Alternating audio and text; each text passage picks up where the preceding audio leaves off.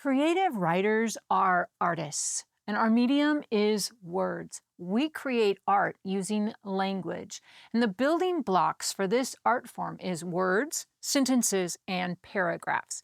And in this video, I want to help you unlock the secrets to amazing paragraphs in your creative writing.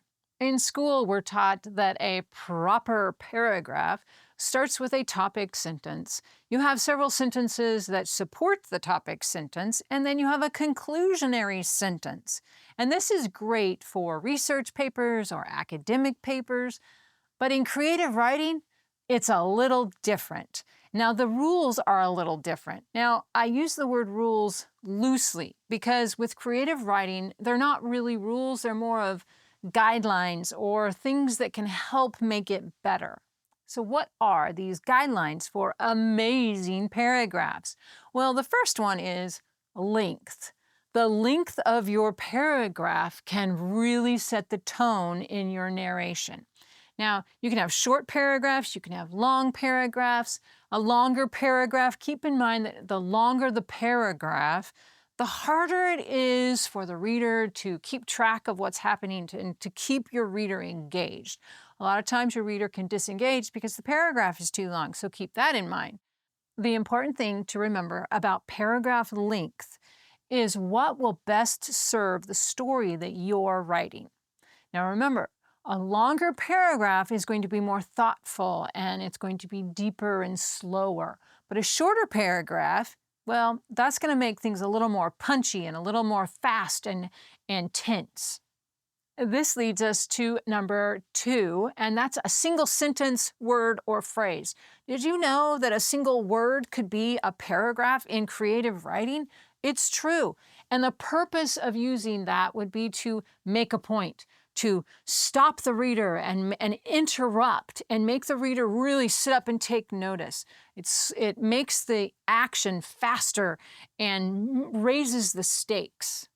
This is a great tool to emphasize something that you want to point out in the situation, but you don't want to overuse it. But the honest truth is that a single word can be more powerful than several sentences spelling everything out. Number 3 is pacing. Paragraphs really help with the pacing of your story. If you're writing a story and it's really fast-paced and you've got all these really short sentence paragraphs and it's very relentless and high energy, you can slow things down and give your reader a chance to breathe by having a longer sentence with some narration or some description, and it gives the reader a chance to take a breath. The key to pacing is use a variety of paragraph techniques. Short paragraphs, long paragraphs with lots of description. You can use different word choices, punctuation choices, italics. These things all help with the pacing of your story. Number 4 is dialogue. New speaker, new paragraph. This is really one of the most important rules or guidelines for fiction writing. When you have characters that are giving direct speech to the reader, the character is actually speaking, and you have more than one person speaking, every time you switch from one character to another, you start a new paragraph. These can often be very, very short, and that's okay, but start a new one. Here is an example of the formatting of dialogue in fiction. "I'm not going to the dance," Amy said. Paul frowned. "Oh, yes, you are."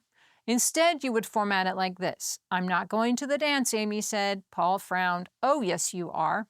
Number 5 is new perspective, new paragraph. Your character is experienced by the reader through the eyes of a character. Now, when you switch perspectives, say you're writing a paragraph and you need to switch perspectives, you should start a new paragraph for the different perspective. And better yet, you could even switch to a different scene to share a different perspective. But the guideline is, if you are switching perspectives, have a new paragraph. And number 6 is separate speech from action. So a lot of us can understand the previous points, one of my previous points about dialogue, separating the dialogue of different characters. Now, when you have dialogue within action, you also want to pull that dialogue out of the action. Allow the dialogue to have its own paragraph. Have your action and then pull the dialogue out, because what happens is that your dialogue can get lost in the action. And so give it its own paragraph. And number 7 is start a new paragraph when you move your lens. So think about a paragraph as taking a snapshot on your camera. Now, if your character is looking out the window and taking in the view out the window, that's one snapshot. But when the character turns and takes in the rest of the room, you've just moved your lens to another perspective, and it should be its own paragraph.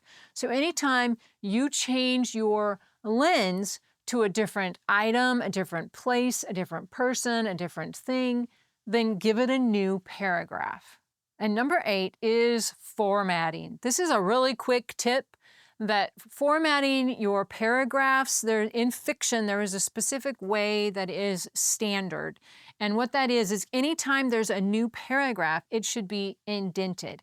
And this is true whether it's narration, whether it's description, whether it's dialogue, whether it's one of those one-word paragraphs that we've talked about, it gets indented. And now the industry standard is 1/2 inch. And so each paragraph, no matter how short or how long, should begin with it being indented. Remember that paragraphs are not about grammar. They're more about individual style, and your paragraphs, they will vary depending on what you are writing.